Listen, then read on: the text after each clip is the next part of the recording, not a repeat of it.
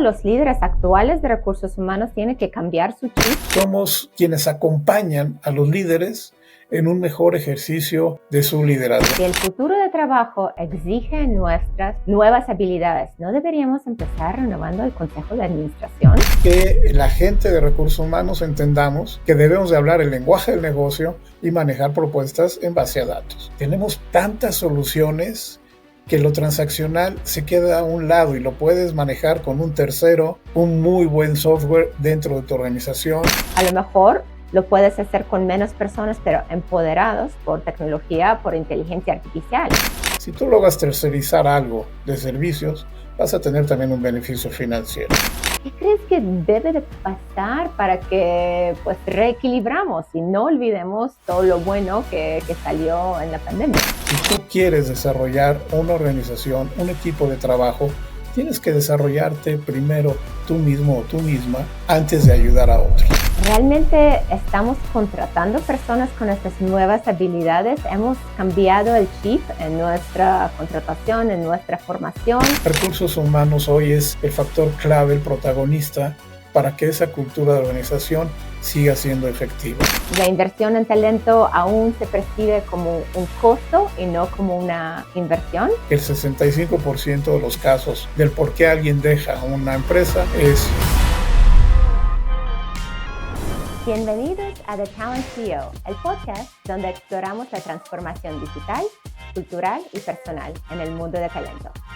Hoy tengo el gusto de entrevistar a Mauricio Reynoso, CEO de Amadir, la Asociación Mexicana en Dirección de Recursos Humanos, y presidente del North American Human Resource Management Association. Con más de 30 años de experiencia en recursos humanos, Mauricio es un referente en la gestión estratégica de talento en México, quien ha liderado iniciativas clave en cultura organizacional, liderazgo y el futuro del trabajo. En este episodio con Mauricio desafiamos el status quo con preguntas clave como ¿recursos humanos es realmente estratégico o sigue atrapando en lo transaccional? ¿Cómo deben los CHROs replantear su discurso para conectar talento y rentabilidad? Y si el futuro del trabajo exige nuevas competencias, ¿deberíamos empezar renovando los consejos de administración? Acompáñenos en esta conversación sin filtros. Bienvenido, Mauricio.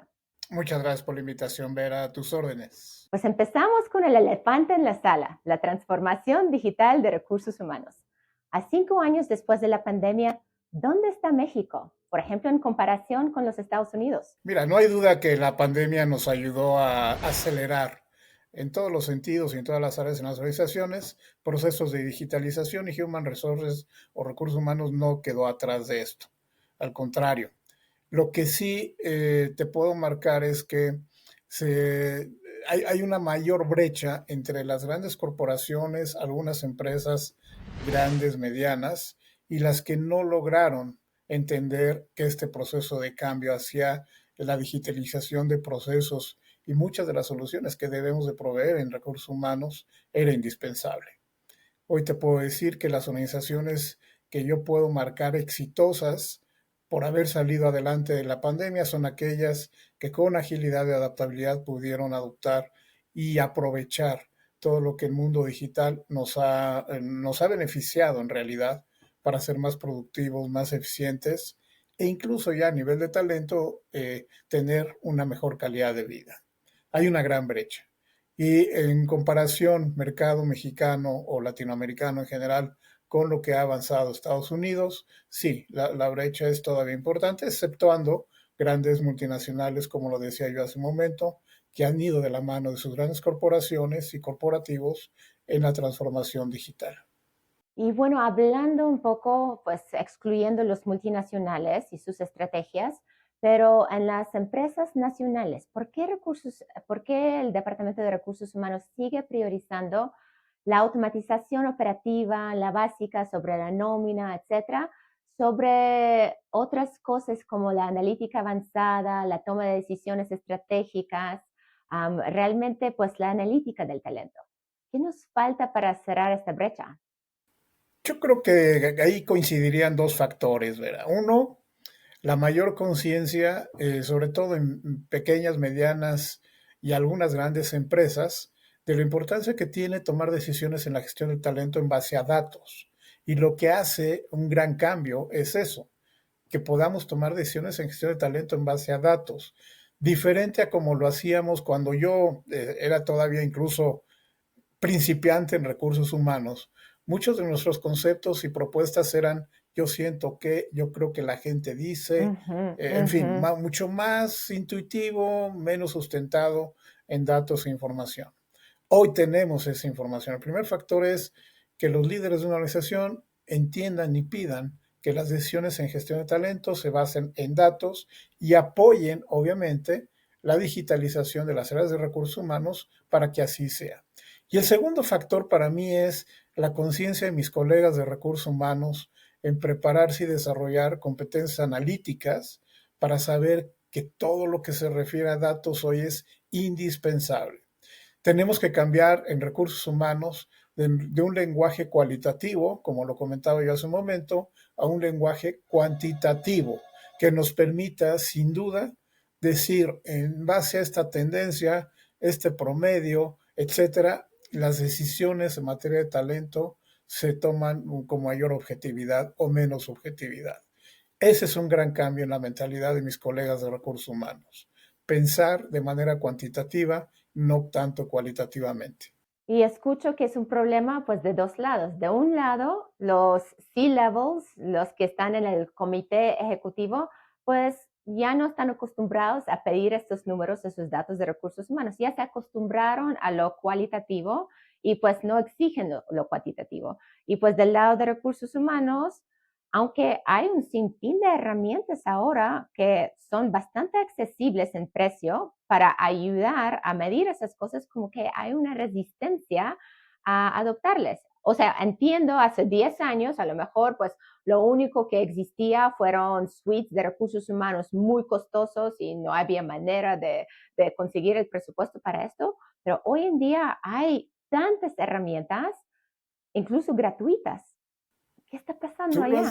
Tú lo has dicho. Y mira, yo creo ahí incide muchísimo la transición que en un gran grupo de profesionales de recursos humanos no han podido dar a agregar este valor y entender que el valor de lo que tienen los datos es hoy mucho más importante a hacer una propuesta con carácter cualitativo.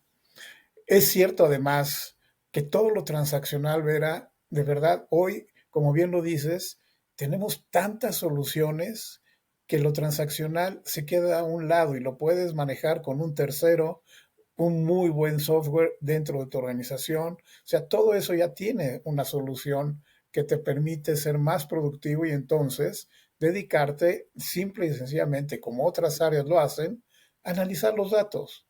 ¿Qué te dice la información para entonces generar una estrategia más sólida y de mayor impacto en tu organización, pero basada en hechos más que en suposiciones?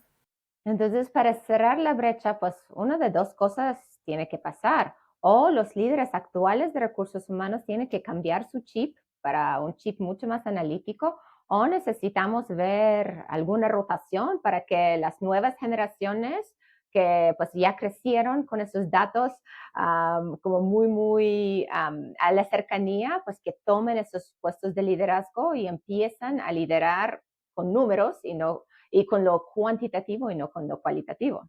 Yo creo que son los dos grandes grupos, las dos grandes variables que hay en la organización. El C-Level, que exija ya a sus áreas de recursos humanos hablar cuantitativamente y que la gente de recursos humanos entendamos que debemos de hablar el lenguaje del negocio y manejar propuestas en base a datos. Que nos olvidemos ya de aquella época donde hablábamos más de subjetividad y temas cualitativos que cuantitativos. Las dos tienen que coincidir. Ujú. El cliente, que es nuestro principal motor dentro de una organización, son los líderes con lo que nosotros les estamos proporcionando. Y eso requiere proactividad de ambas partes. Y requiere también estar muy informados y bien educados. Ahora, el C-Level también, y quien tome la decisión de inversiones, al entender esto, debe entonces evaluar las capacidades en las áreas de recursos humanos, tanto profesionales como tecnológicas, para poder proveer lo necesario y poder exigir lo necesario también. Ahí es donde entran las dos. Proveer de recursos para una mejor inversión en materia de digitalización, automatización de procesos, tercerización de algunas funciones y procesos de recursos humanos que es muy viable hacer con expertos fuera de la organización, que además eso también tiene para los financieros, les llenan los ojos, les endulzamos el oído, pues bajan los costos también, porque sabemos que el Claro, headcount y todo lo que implica es una de las mayores fuentes, si no es que la mayor fuente de egresos de una compañía. Los costos están ahí muy, muy fuertes. Si tú logras tercerizar algo de servicios, vas a tener también un beneficio financiero. Entonces, todo el mundo gana. Desarrollas capacidades, inviertes en mejor calidad de vida, inviertes en mejores procesos y logras también una mejor participación de tu líder y equipo de recursos humanos en las decisiones estratégicas de la compañía. pues justo hablando de este approach, ¿no? De si son las personas primero o si son los beneficios primero, people first, profit first. Esta división sigue vigente porque pues, la inversión en talento aún se percibe como un costo y no como una inversión. Mira, en los business review en los que alguna vez participé como director de recursos humanos, siempre le pedí, particularmente al financiero, pero a todos los miembros del C-Level, del equipo directivo en el cual yo era parte de, que cuando veamos un P&L no pensemos nada más puramente en el número, volumen de ventas, costos de manufactura, overheads. No, yo les digo, a ver, ese volumen de ventas no lo hizo tu contralor o tu planeador financiero que saca la información de un Excel para ponerla muy bonito o de un sistema más sofisticado para ponerlo muy bonito en un PowerPoint. No, los que hicieron esos números, verás, son el talento que integra la organización. Volumen de ventas, tu equipo comercial. Top of mind, tu equipo de marketing. Costos de manufactura, tu equipo de planta o de operaciones o de servicios, según sea el sector en el que estés. Todo el back office que permite la eficiencia de todos los procesos en la organización y la retroalimentación a los KPIs de la empresa. O sea, es talento el que está atrás de esto. Entonces, cuando me dicen, demuéstrame la rentabilidad de la inversión en talento, ahí lo tienes. Está en tu P&L, está en el volumen de ventas que logras, está en la participación de mercado que tienes, está en la productividad que logra tu gente en manufactura, en servicios, en operaciones. Ahí lo tienes. No tienes que ir más allá de todo esto que ya lo tienes en un business review normal.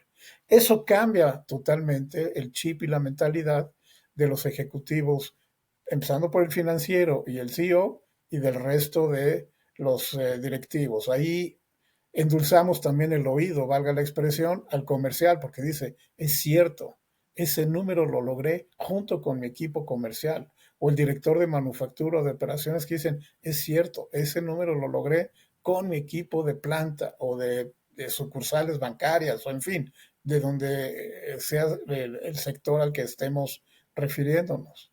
Ahí es donde encuentras también la rentabilidad.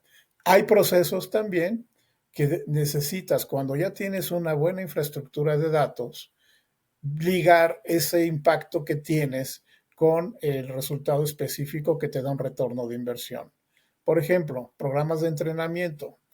Yo le reportaba al presidente de una gran corporación multinacional, internacional, líder a nivel global, al presidente de América Latina. Y cuando revisamos KPIs, particularmente de entrenamiento, él me decía, Mauricio, no es tanto que entrenamiento tenga el impacto directo en, sino que contribuye a que logremos ese número. Ese cambio de palabra, créeme que es muy importante. En recursos humanos, en muchos aspectos, contribuimos a, no somos quizá el impacto directo en. ¿Por qué? Porque dependemos también, pero estamos ayudando a que se logre un indicador al desarrollar capacidades en los equipos de trabajo cuando estás haciendo un entrenamiento. Y como ese, pues hay otros muchos, ¿no? Cómo administras planes de beneficios, cómo los estás rediseñando de manera que tengan una optimización muy clara en cuanto al manejo de primas, por ejemplo, cuando tienes un programa de beneficios flexible, ahí tienes también muy claro qué KPIs estás tocando y también nuevamente que impactan al negocio. Primas, siniestralidad, qué es lo que realmente la gente valora en un programa de beneficios flexibles para que no estés gastando dinero en algo que la gente no aprecia y que realmente inviertas en lo que sí tu colaborador está apreciando, etcétera. Entonces tendríamos que ir área por área para indicarte que es muy factible y es un poco de trabajo analítico que los de recursos humanos tenemos que llevar a cabo junto con nuestros colegas financieros para encontrar esos KPIs.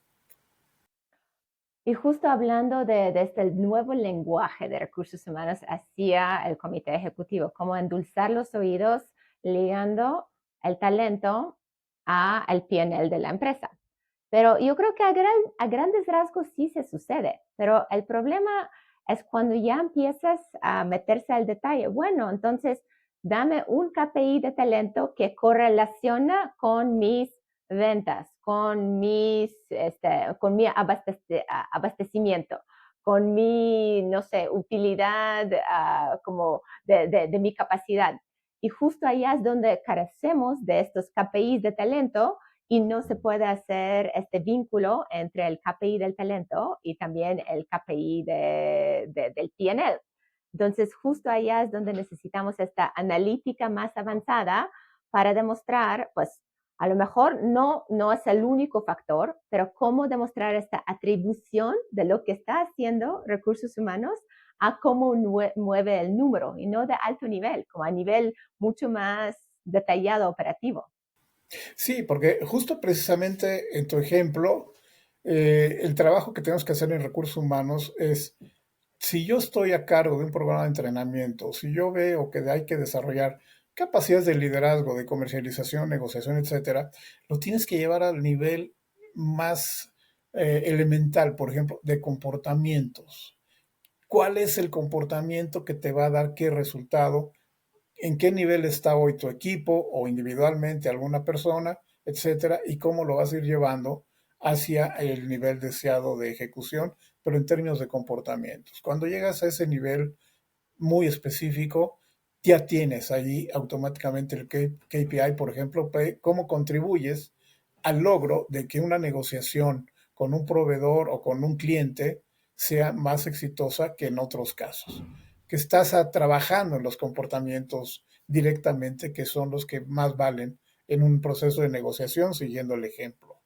Ese es el tema que yo invito a mis colegas de recursos humanos a meterse en profundidad.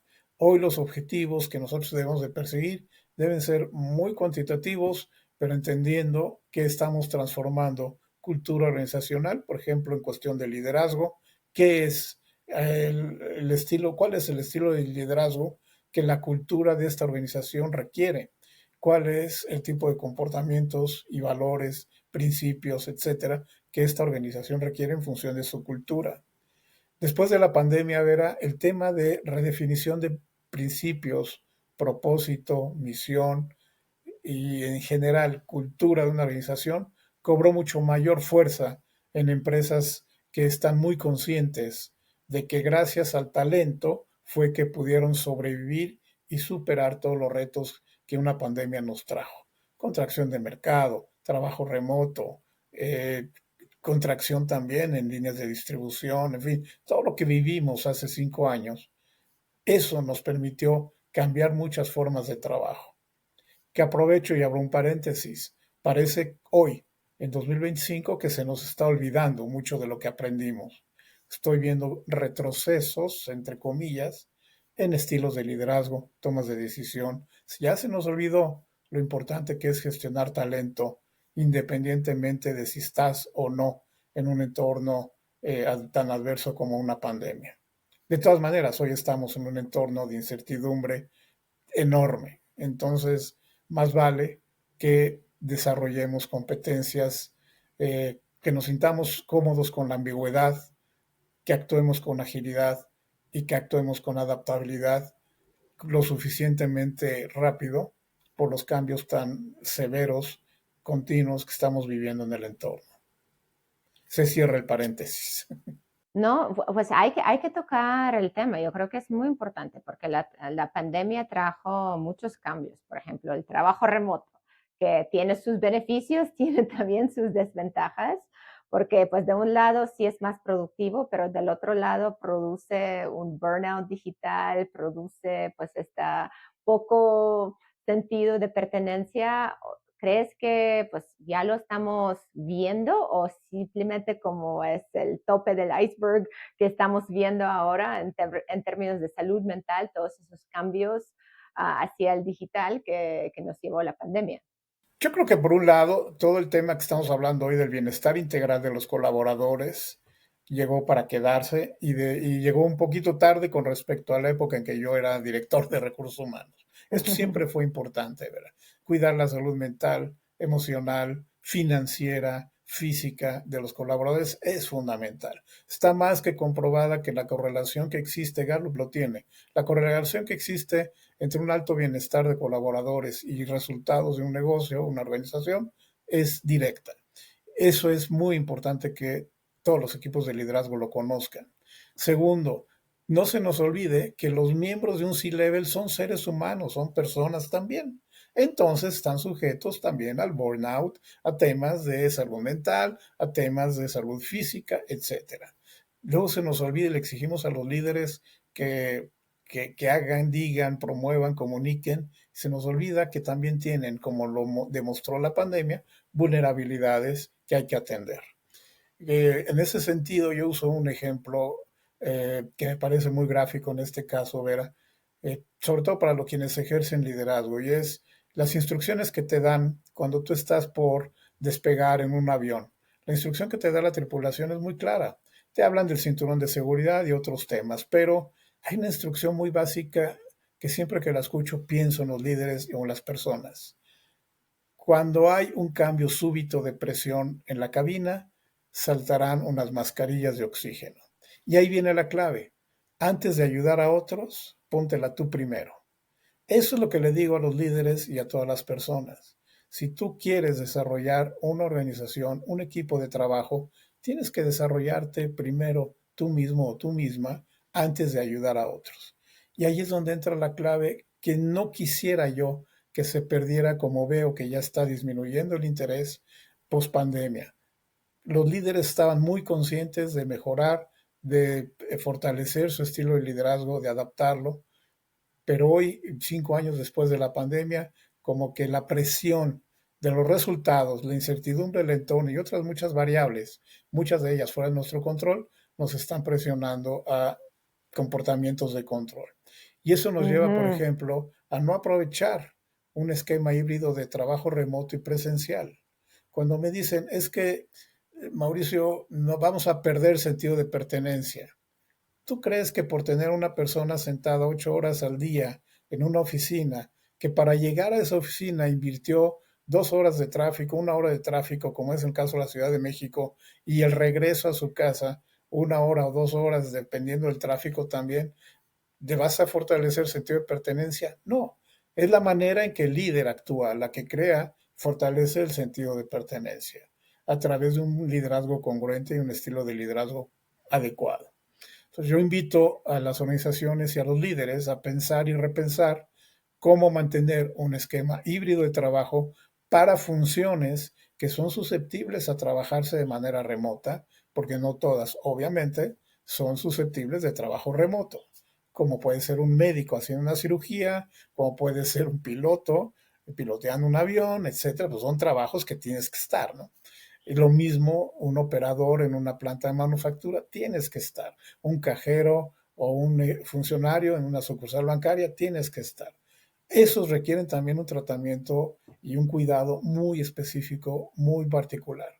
Pero todas las funciones que son susceptibles de un trabajo híbrido, ya no digo 100% remoto, permítelo.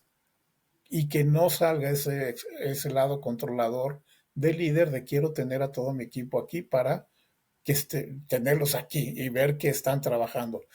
¿Seguro están trabajando? ¿Quién sabe, no? ¿Quién sabe qué estén haciendo? Pero bueno, hay mucho cuestionamiento ahí. Yo soy muy pro trabajo híbrido, muy, de verdad, muy pro. He escrito mucho al respecto y pues sí, me llama mucho la atención que hay organizaciones completas que están buscando regresar al 100 o ya han regresado al 100% presencial.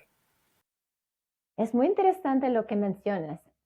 Como durante la pandemia se desarrolló este estilo de liderazgo como un poco más auténtico, un poco más vulnerable, un poco más people first, porque hubo tantas cosas que estaba fuera del control, pues como si no llegaste a los números, pues nadie esperaba que llegues a los números. Es la pandemia, ¿verdad? Entonces, como que redescubrimos nosotros como líderes nuestro lado humano.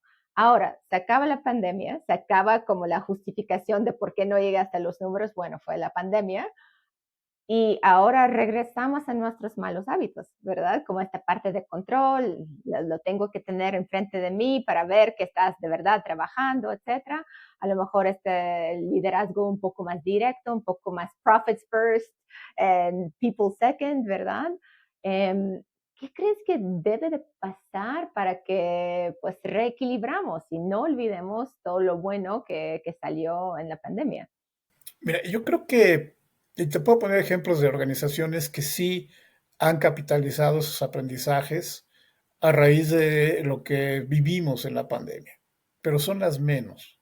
Lamentablemente son las menos. Antes eran muchísimas, hoy te diría son las menos. Aquí es donde entra esa función estratégica que mis colegas de recursos humanos debemos adoptar y practicar.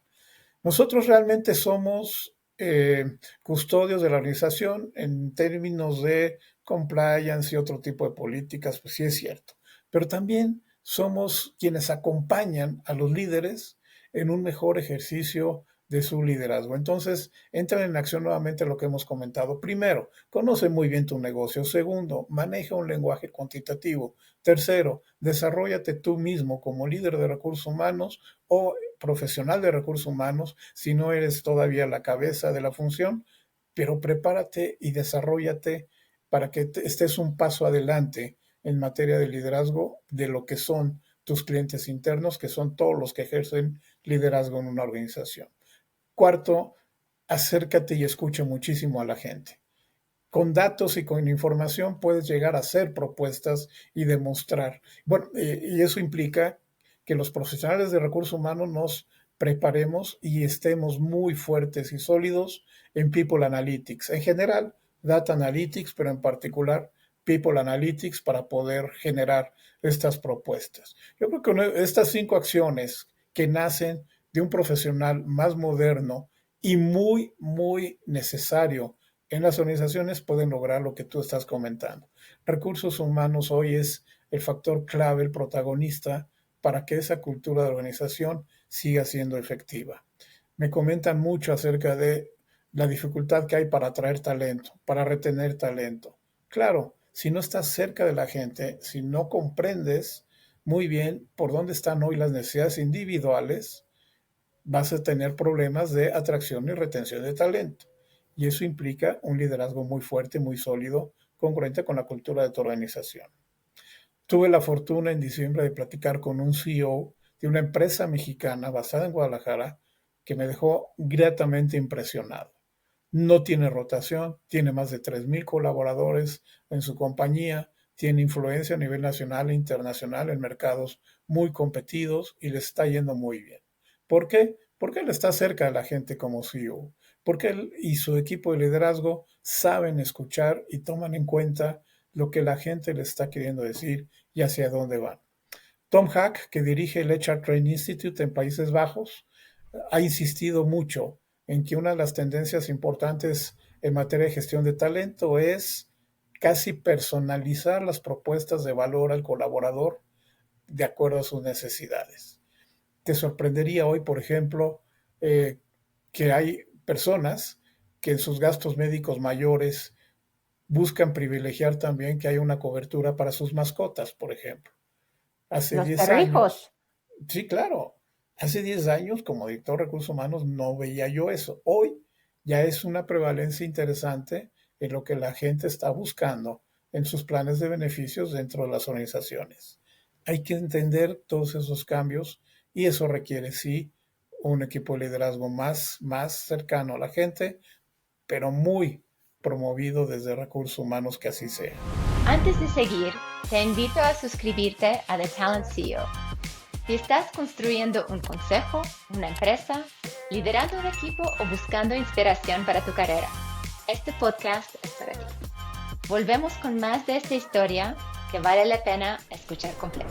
Pues y regresando a la parte de la analítica con el cual empezamos, porque luego pues ya entramos en la parte cualitativa de liderazgo, de cultura organizacional, etcétera. Pero allá tienes KPIs súper claros, la rotación, rotación temprana, rotación total, y se puede correlacionar la rotación con tus ventas, la rotación con tu rentabilidad. No es tan difícil y es como un dato que puedes tener porque tienes las altas y bajas en tu nómina, en algún software y se puede calcular y se puede exigir que se mejore, ¿verdad? La parte de este sentido de pertenencia, pues tienes Employee Net Promoter Score. Hay como surveys, hay encuestas gratuitas que puedes aplicar a tu talento o el ENPS o pues qué opinas de nuestros beneficios. Hay muchas cosas que son fáciles de hacer, ¿verdad? Para medir y luego ver cómo este correlaciona con la rotación y esto cómo correlaciona con el PNL, ¿verdad? Es que estás marcando justo el tema interesante. Incluso el tema del liderazgo y los equipos de trabajo no puede ser cualitativo ya. Yo, exactamente lo que tú dices. Hay algunas gratuitas, otras que ya requieren una inversión, pero puedes tener una fotografía del líder y las características de su equipo de trabajo para que el líder sepa cómo gestionar las diferencias individuales. Eso ya existe con información y datos que te permiten tomar mejores decisiones. Ya no es el carácter cualitativo de eres buen líder o no eres buen líder. No, Ujú, en ujú. base a tales comportamientos, en base a características de tu equipo, etcétera, sabes o no manejar situacionalmente a tu equipo. Y eso es fundamental. Comentabas la rotación. La rotación no va mucho más allá de altas y bajas. La rotación tienes que profundizar y los datos te permiten llegar realmente a qué es lo que a la gente le mueve para irse a una mejor oferta. O a Claro. veces ni siquiera es una mejor oferta, ¿eh? Es cercanía a mi casa, es tengo un trabajo flexible, un horario flexible, me lo están ofreciendo, en fin, pueden ser muchas variantes. Tu Cuando tú líder. ves que generalmente, y eso sí, creo que ahora el mundo de la data nos lo hace muy, muy cuantificable. Aquello de que las personas dejamos líderes, no empresas, es muy cierto. Y si tú ves la data del por qué la gente deja una compañía, es por mi jefe. En la gran mayoría, yo te apostaría lo que quieras, que el 65% de los casos del por qué alguien deja una empresa es por el líder, por su jefe directo. Entonces, o jefa directa. Entonces, todo eso tienes que indagar, tienes que ir profundo.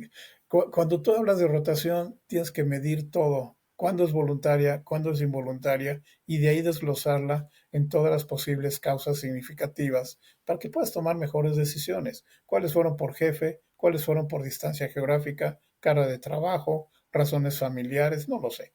Todo lo que tú quieras investigar, tienes que llegar a ese nivel de detalle. Y hoy los sistemas nos los permiten. Todo lo que hay en Analytics nos permite llegar a esa profundidad de datos con el mínimo esfuerzo, además diría yo. Y refuerzo lo que ya comentaste.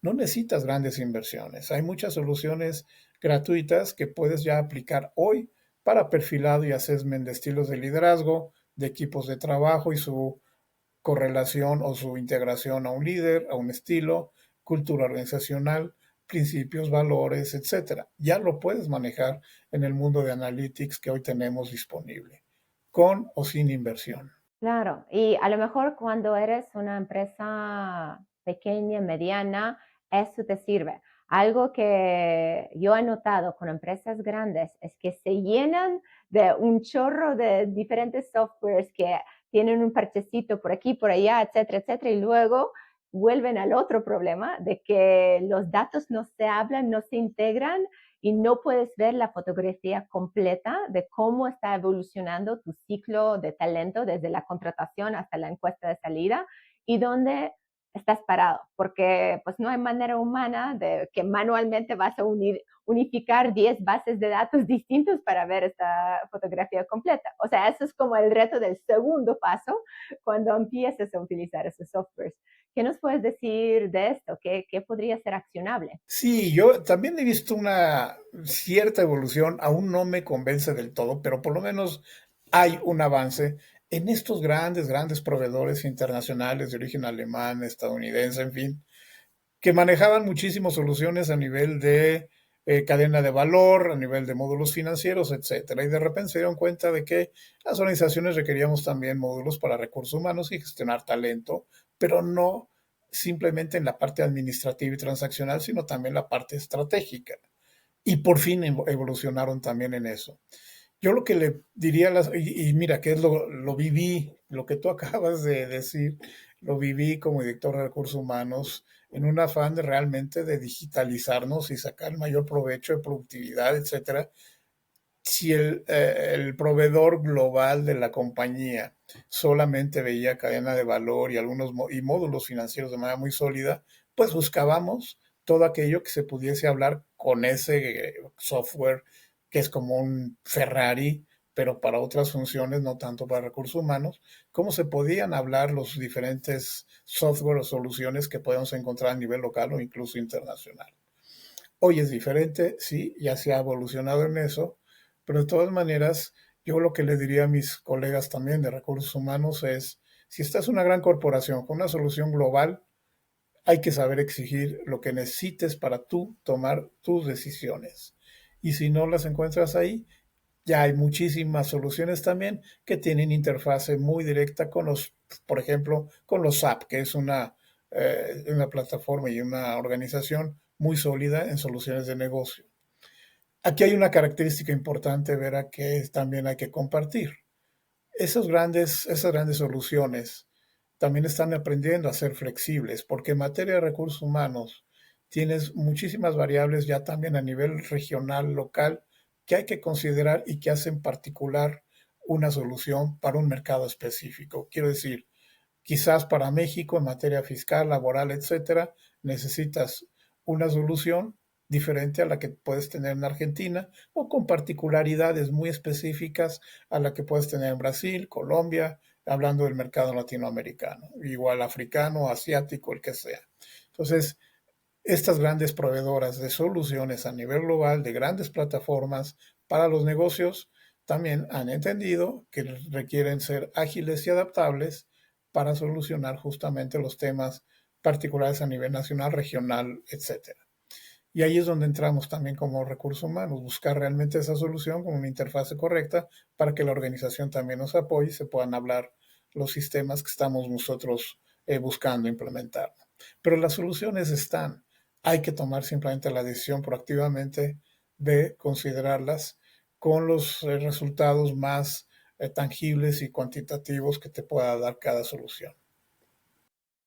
Y el segundo componente que hablaste, pues, ¿qué debemos de hacer como los CHROs? Es liderar con el ejemplo, transformarnos nosotros primeros para ser el ejemplo para el resto de la empresa, porque pues ahora con todo lo que está pasando con la transformación digital, la inteligencia artificial, se habla mucho de esta competencia como de resiliencia digital, ¿no? Y cómo adaptas a todos esos cambios, este aprendizaje continuo, esta flexibilidad, adaptabilidad continua. ¿Tú crees que recursos humanos está liderando en esto como ejemplos de la adopción de tecnologías y el desarrollo de estas nuevas competencias? No voy a generalizar, yo te diría, hay ejemplos muy claros y muy específicos y reconocidos donde realmente recursos humanos es ese socio de negocio que está liderando transformación, está acompañando a los líderes en la transformación digital, culturización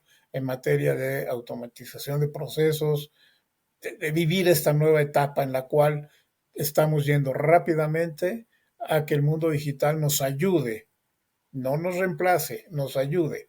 Hoy, cuando te dicen es que la inteligencia artificial o la digitalización va a implicar que despidamos gente, vamos a tener que despedir gente que no desarrolle esas capacidades digitales para aprovechar lo que hoy la tecnología nos está ofreciendo. Y esto se da a todos niveles, escolar, familiar, etcétera. Tienes que estar imbuido hoy en ese mundo y en esa transformación digital en todos los beneficios que puede traer. trae muchas cosas que ya en otra ocasión discutiremos, que no están siendo tan positivas. Pero lo positivo de esta transformación digital tenemos que aprovecharlo y tenemos que estar muy preparados en ello. Empezando por recursos humanos. Fíjate, recursos humanos tenemos, entre otras áreas de responsabilidad estratégica, la gestión del cambio. Si Ujú. tú como líder de recursos humanos adoptas realmente el liderazgo en la gestión del cambio y transformación digital en tu organización, la organización va a tener éxito.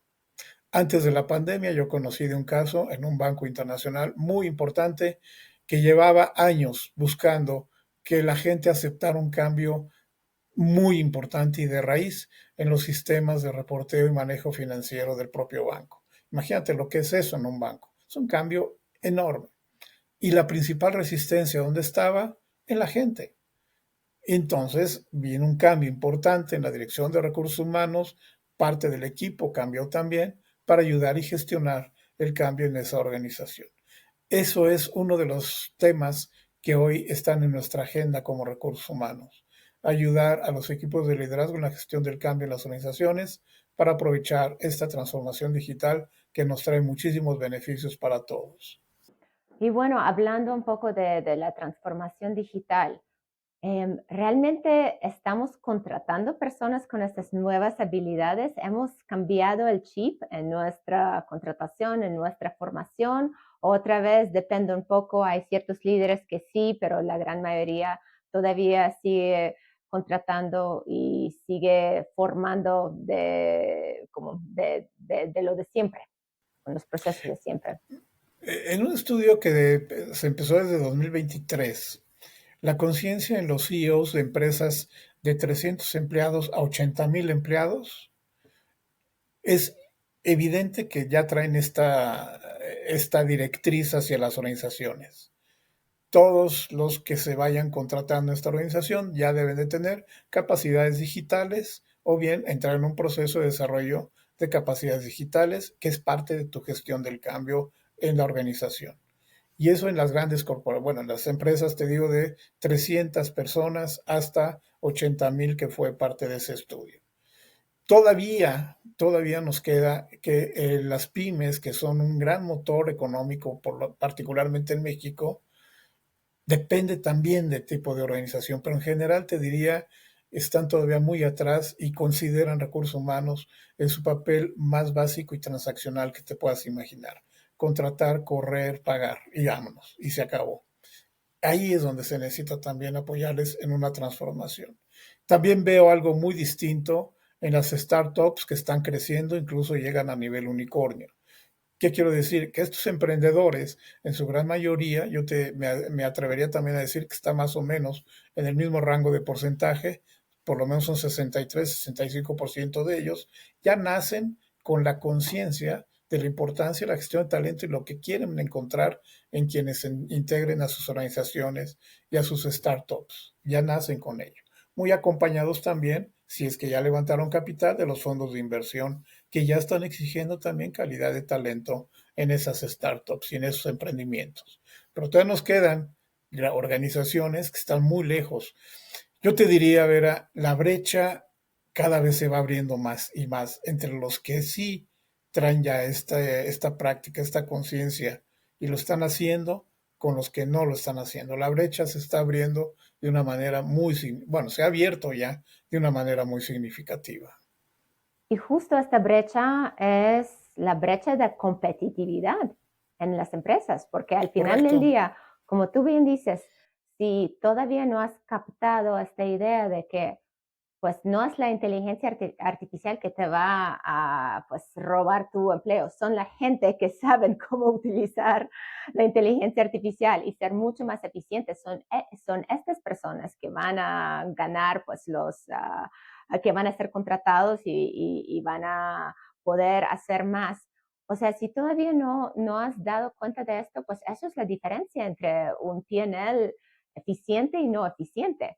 Si antes te tomaba 100 personas para entregar pues tus ventas, ahora a lo mejor lo puedes hacer con menos personas, pero empoderados por tecnología, por inteligencia artificial. Entonces, hay que hacer esos programas, porque si no, vas a acabar no siendo competitivo en el mercado.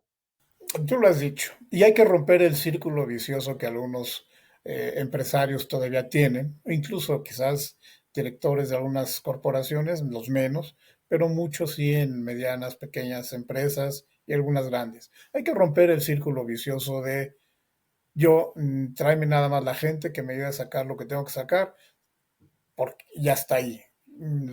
Pero eso lo dijiste muy bien. En términos de competitividad, te va a ir restando día con día competitividad porque va a aparecer alguien mucho más eficiente que tú, con mejor precio, porque ha bajado costos, dado que la digitalización a eso te va a ayudar.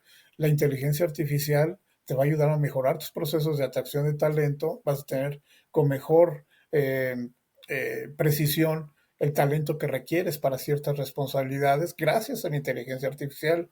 Todo eso hay que saberlo manejar, no importa el tamaño de organización que tengas, pero es importante que lo vayas considerando desde ya en el manejo de tu empresa. Y eso implica nuevamente que quien tenga la responsabilidad de recursos humanos tenga la suficiente capacidad, proactividad, y yo le agregaría algo que es muy importante, dos temas. Conocer el negocio es fundamental para que hables ese idioma dentro de la organización. Y segundo, asertividad, que te sientas cómodo, no importa que sea el director general, tienes que hablar con asertividad y en eso te ayuda mucho los datos, llegar con datos y con información para poder hacer dentro de la organización lo que se tiene que hacer en materia de talento.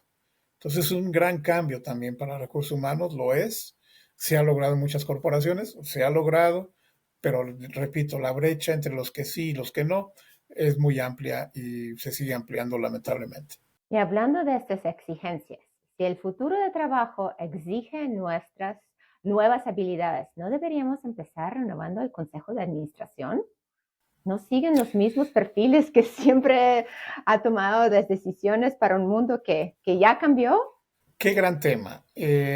Justamente he tenido la oportunidad de participar en algunas reuniones, tanto del Colegio de Consejeros Independientes como de otras organizaciones que agrupan consejeros. Un gran cambio primero es que debe haber también mayor participación de consejeras. Ese es un gran cambio. Y eso también trae otra perspectiva muy importante a los consejos. Pero conozco dos empresas muy grandes, grupos, diría yo, industriales muy grandes en México, que apenas están cuestionando si su consejo actual es el que debe de permanecer porque ya llevan 25, 30 años los mismos consejeros dándole la misma conversación a las reuniones de consejo, etcétera. Necesitas darle una sacudida desde ahí para que toda la organización también tenga una sacudida positiva en lo que hoy se requiere. Tocas un tema fundamental. Cualquier cambio, lo sabemos, ya de esto no es cualitativo, esto está muy comprobado. Gallup lo tiene comprobado, McKinsey lo tiene comprobado, cualquiera que tú consideres como fuente de información que están constantemente investigando, CEOs, boards, etcétera, lo tienen muy comprobado. Hoy, un consejo que entiende la dinámica del mundo en general, hoy sabe y está conformado por personas que entienden y manejan procesos de digitalización de manera muy importante. Y saben dónde invertir, saben dónde apoyar los esfuerzos de organización y saben dónde hacer bien las cosas en este mundo y en este entorno. Como lo dijo un speaker que alguna vez en la asociación tuvimos, el mundo no es que el trabajo vaya a desaparecer, el trabajo del futuro ya está hoy, o sea, gracias a la pandemia se adelantó 5 o 6 años, ya está hoy. Los que sí van a desaparecer son los que no desarrollan habilidades directivas de manera diferente, entendiendo el mundo digital. Y eso aplica desde el consejo de administración de una empresa. Desde ahí, vas a dejar de ser consejero o consejera en el momento en que no comprendas todo lo que hoy el entorno está exigiéndote. Desde ahí hasta los niveles más bajos de una estructura organizacional. Vas a perder tu trabajo si no te actualizas y no desarrollas las habilidades y competencias que hoy, que además no son nada complejas, que hoy el mundo digital te está exigiendo. Si tú me hubieras dicho hace 15 años, Vera, contrátame un Chief Data Science Officer cuando yo era director de recursos humanos, te hubiera dicho, ¿y eso qué es? Hoy el Chief Data Science Officer en muchas organizaciones, particularmente financieras, es de los puestos mejor calificados y compensados. Hoy un Data Scientist es muy buscado, muy peleado en el mercado profesional. Son nuevas habilidades, son nuevas profesiones, son nuevas responsabilidades que han surgido gracias a la digitalización y lo que estamos viviendo. Y como esas responsabilidades podrán venir otras muchas que van a ir siendo requeridas en el corto, mediano y largo plazo. Hay que estar muy preparados para todo ello y saber que lo que hoy sé, pues lo sé, pero tengo que seguir aprendiendo cosas nuevas y desarrollando nuevas habilidades. No te puedes quedar estancado en un mundo que hoy nos da tantas posibilidades, requieres una actualización constante. Y para cerrar en una nota personal, ¿nos puedes contar algo que, alguna de las mejores inversiones que tú has hecho personalmente o profesionalmente para tu propia transformación, para adquirir estas nuevas habilidades? Y pues también compartir con nosotros si tuviste un fracaso que te ayudó a crecer en este journey de aprendizaje continuo, de esta renovación continua. Qué buena pregunta. Mira, en términos de qué he hecho, de alguna manera me han comentado que yo parezco un centennial senior. Yo, a diferencia de muchos de mi generación, donde todavía cuando yo empecé a trabajar, quedarse en una compañía 30 años era lo importante en términos de estabilidad. No, yo cambié de empresa y de sector varias veces, de automotriz, consumo, farmacéutico, en fin. Yo creo que haber tomado esas decisiones fue lo mejor que pude haber hecho, porque me dio mucho de lo que hoy aprovecho para poder participar en procesos de decisión, de desarrollo, liderazgo, etcétera, en organizaciones de manera diferente y escribir sobre ello. Pero ¿cuál fue mi responsabilidad o mi compromiso personal hacia mí mismo? Lo que he comentado, siempre estar abierto al feedback de mis jefes, a los assessments que pudiera yo participar para decir, aquí estás muy fuerte, aquí no tanto, aquí desarrollate. Este tema de asertividad, cuando yo empecé mi carrera, yo no era tan asertivo como lo acabé siendo en juntas de negocios en mi carrera corporativa. Yo era mucho más de sentarme, escuchar y participar cuando era requerido. No, ya al final de mi carrera yo era muy propositivo, participaba con temas no solo de recursos humanos, sino de marketing, operaciones, finanzas, etcétera, en los business review. Eso se debe a que siempre me preocupé por mantenerme muy actualizado y a ir desarrollando mis propias habilidades y conocimientos. En términos de qué no me funcionó en algún momento, también hay varios ejemplos. Eh, yo generalmente manejaba, buscaba ciertos métodos eh, disruptivos, por ejemplo, en términos de entrenamiento. Cuando empezaba todo lo que era la televisión virtual y tratar de comunicar a través de universidades virtuales información y entrenamientos, en mi caso llevaba yo la responsabilidad por América Latina, logré que la compañía aceptara y me diera recursos para invertir junto con una institución muy importante y transmitir programas de entrenamientos de manera simultánea por toda América Latina, los principales mercados, Brasil, Argentina, México, etcétera. Fue una inversión muy importante en dólares. No funcionó. No funcionó primero porque los profesores o facilitadores no estaban preparados para transmitir conocimientos o desarrollar habilidades a través de un medio virtual.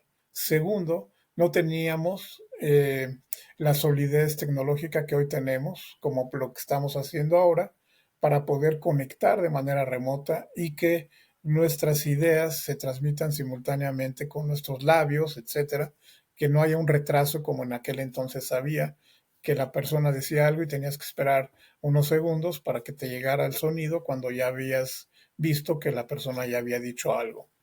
Entonces, tecnológicamente tampoco estábamos preparados. Y eso me dejó una gran lección. y afortunadamente no me costó el puesto, se tomó como una lección de aprendizaje importante, un buen esfuerzo que no era el momento de implementar. Hoy eso es tan habitual y cotidiano que de verdad, comparado con aquellas épocas, te hablo del 97, 98, por ahí, podrían haber marcado una diferencia también, incluso en calidad de vida de muchas personas y también de costos. Imagínate tener que trasladar a una persona a dar un programa, un entrenamiento por todos los países de América Latina, pues tiene un costo muy importante. Si lo podríamos haber hecho virtual como hoy se hace, podría haber reducido costos. O sea, tenía muchísimos beneficios. Una gran lección la que aprendimos ahí, ¿no? Pues Mauricio, muchísimas gracias por compartir pues esas lecciones personales, ¿no? En tu propia carne, en tu propia piel de hacer cosas disruptivas. Te felicito por estar continuamente actualizándote y muchas gracias por compartir pues lo que debemos de hacer como CHROs, como CEOs, como comités ejecutivos y como los consejos de administración para realmente meter más analítica en el talento que al final del día será el responsable de todos los resultados que mostramos en nuestro P&L. Gracias, Mauricio. No, gracias a ti. Estamos viviendo el final de recursos humanos como lo conocíamos. Hay que estar preparados para esta nueva gestión de talento que hoy es protagónica y fundamental en las organizaciones. Gracias por la invitación, Vera. Lo disfruté mucho. ¿Tienes alguna experiencia relacionada con este episodio que quieras compartir? ¿Quieres que hagamos alguna pregunta concreta en próximos episodios? Deja tus comentarios abajo. Gracias por tus ideas.